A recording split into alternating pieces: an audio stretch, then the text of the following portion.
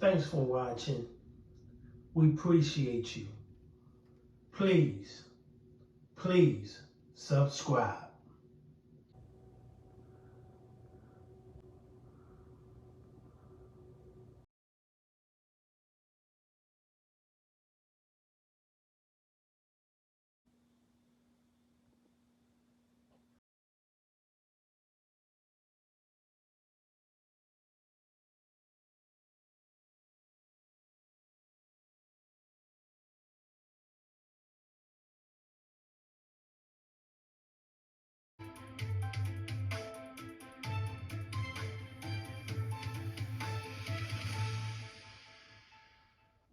And welcome back to the second half hour of The Factor Uncensored. It's a new year, and for some people, it's a chance to create a new look for themselves. We just talked about the obsession with the ladies a few minutes ago here on The Factor Uncensored. Now we're discussing and going to discuss how dangerous the procedure can be.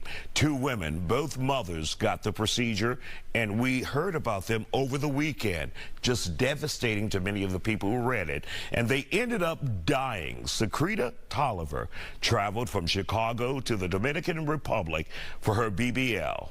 She died from internal bleeding while recovering from the procedure last month.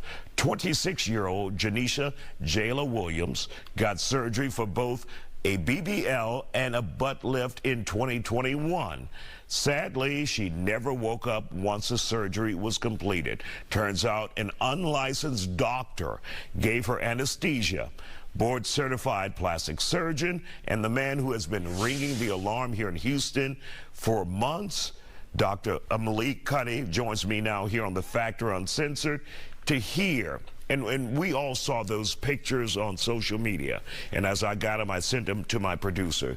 To hear that such young people, lives have ended as a result of them seeking beauty, dying to be beautiful in their minds. Your thoughts about seeing so many young people in their lives as a result of getting plastic surgery?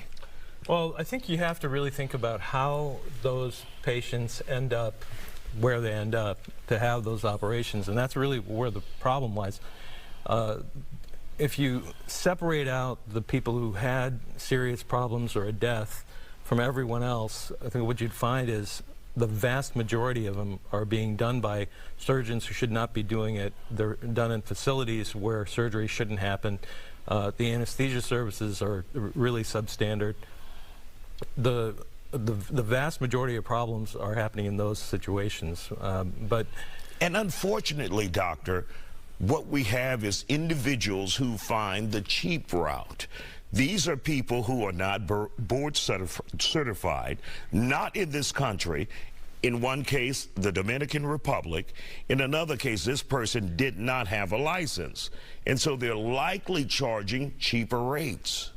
Oh, they definitely are charging less. And, you know, you have people who are, say you find a surgeon to perform the procedure in the first place, and you find him on TikTok, and on TikTok or Instagram, you have all these different doctors advertising services, basically, you know, just as if it were any other commodity. And people will gravitate toward the ones that are cheaper, and they don't understand that it's not a commodity. There's a big difference between this operation or any plastic surgery operation being done by somebody who's qualified and somebody who should absolutely not be doing it. The ones who shouldn't be doing it are doing it very cheaply, and the patients don't understand that. And I think people think, okay, so this is just my ass.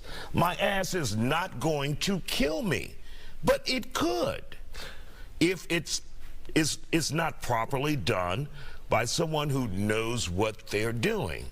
Yeah, and what I can do is give you just kind of a brief example of a particular problem that can happen. There's something called a fat embolus, which is a small amount of fat accidentally gets injected into a blood vessel. It goes into the circulation and can kill a patient very quickly. That problem is something that's avoided with excellent training and experience. And that's something that the cheap doctors don't have. If they had that kind of training, they wouldn't have to do it so cheaply. That's just one example. And really quick, many of those doctors who are not like an oral surgeon who will do this, they get like a weekend of training. Yes, or a that's course, very common. and then they start the procedure. Yeah, very common, and I think I've talked about it before. There's a course that has a 15-minute segment on patient safety. So you're not going to catch these kinds of very important things. You're not going to have somebody who's been trained under the supervision of other really experienced surgeons on exactly how to do these things and avoid those kinds of complications. But you know, any operation can have a complication. You can have bleeding, you can get an infection, you can have anesthesia problems.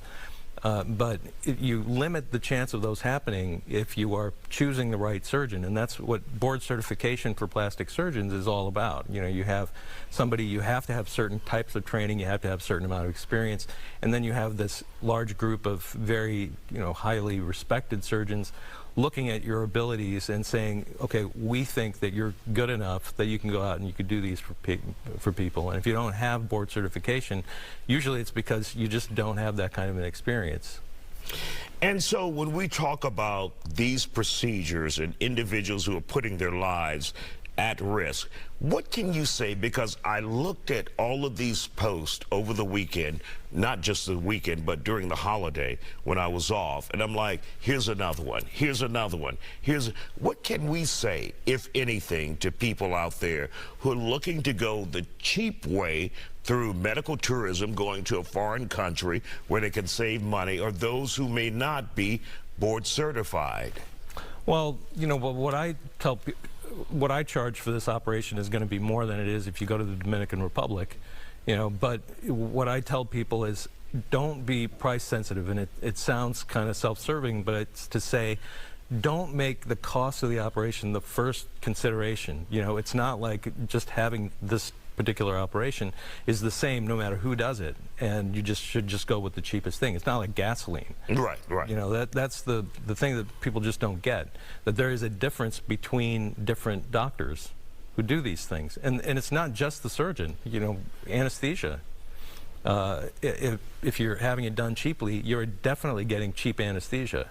And people don't think about that. They're thinking about the doctor and only the doctor. They don't think about what kind of facility it is. They don't think about who's giving them anesthesia. And when I tell the patients, when I do surgery on them, I say, the most important person in the room is you. The second most important person is the anesthesiologist, because they're the ones who are keeping you alive during that operation. Very sensitive procedure. And also, you know, many people get these procedures done in another country and hop on the plane the same day or the next day, and you shouldn't do that. But Dr. Cuddy, we'll continue to talk about this as long as it takes to get it to the public. We appreciate you stopping by.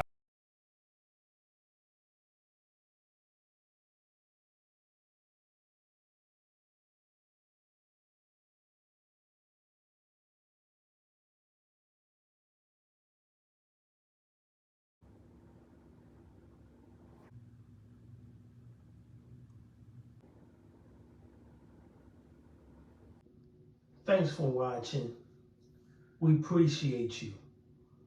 Please, please subscribe.